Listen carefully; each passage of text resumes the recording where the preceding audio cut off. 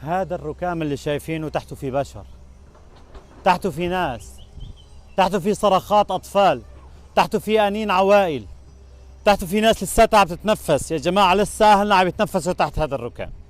شوفوا الدمار مكبره. في أطفال عم يسألوكم أنتم ليش تركتونا وحدنا؟ ليش ما تحركتوا؟ ليش ما حركتوا حكوماتكم لأنه تتحرك لأجلنا؟ ليش خليتوا المعبر الوحيد اللي هو معبر باب الهوى اللي هو المتنفس الوحيد انه يتسكر؟ ليش عم تخنقونا؟ ليش ما بتعاملوا معنا كبشر؟ ليش ما بتعاملوا انه نحن بشر مثلنا مثلكم؟ تخيل طفلك، سامحني على التخيل، على طالبك، تخيل طفلك تحت هذا الركام وانت قاعد هون صافين. ايش طالع في ايدك؟ ايش بدك تقول؟ لمين بدك توجه رسالتك؟ الله عز وجل ابتلانا اليوم، ممكن يبتليكم بكره. ليش تركتونا لوحدنا؟